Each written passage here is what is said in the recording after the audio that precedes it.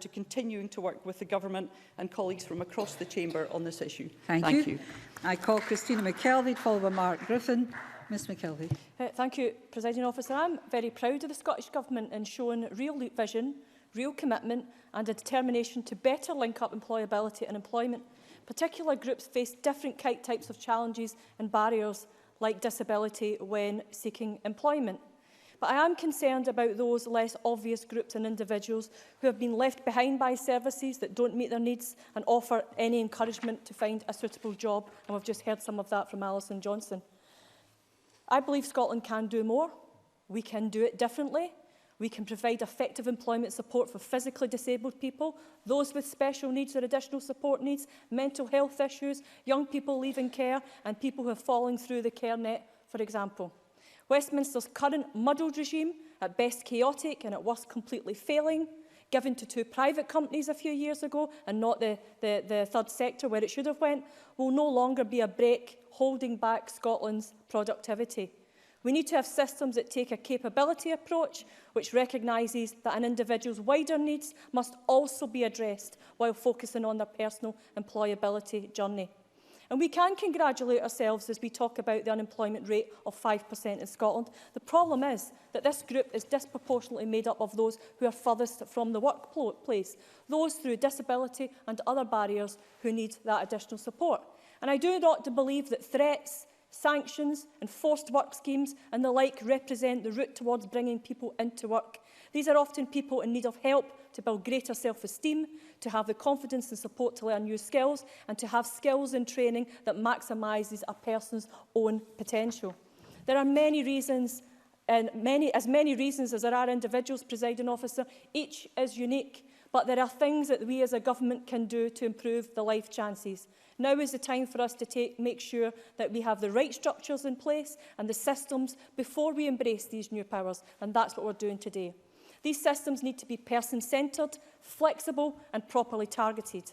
Young people leaving care can face challenges like childhood trauma, difficult family relationships, even having nowhere to live. And if you do find somewhere to live in supported accommodation and you then find somewhere to get a part-time job or to go to college or university, you have your housing benefit taken off you, so you lose your support system. That's something we can fix in this Parliament going forward.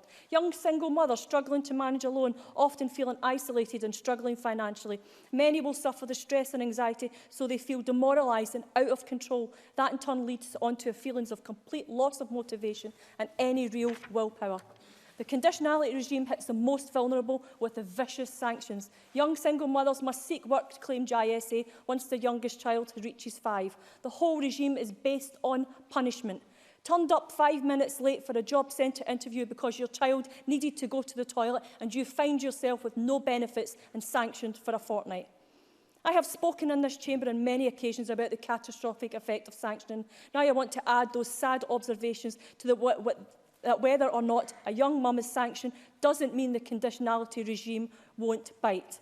The fear of knowing it might happen is destructive in itself, often leading to depression, stress and anxiety, exasperating existing health conditions, all totally destructive in terms of trying to find a job and getting a better quality of life.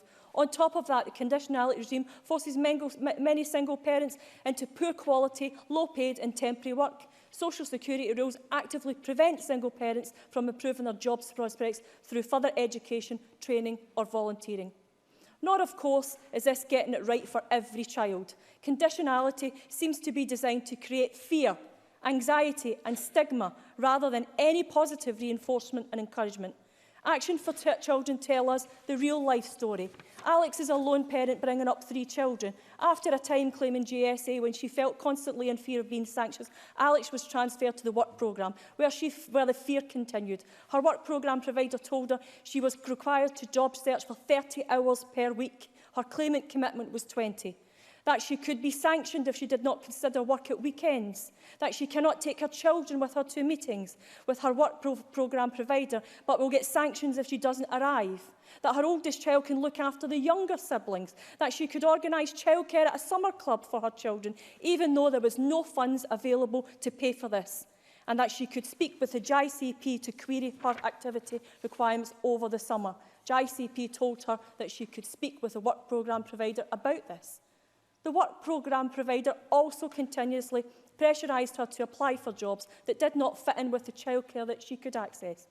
Her support worker commented, "Work programme," this is one-parent family support worker, "work programme demands and activities left her out of pocket, affecting her confidence, sense of self-worth and in turn a negative impact on her children during their school holidays, when she, as the sole carer, was not in a position to hide as much as she could and to give them what she can."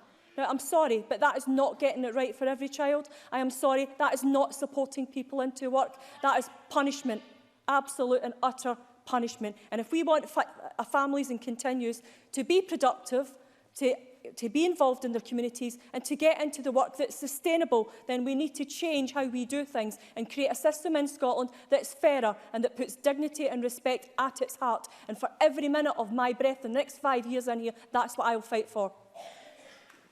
Thank you, Ms McKelvie. Mark Griffin, to be followed by John Mason. Mr Griffin, please.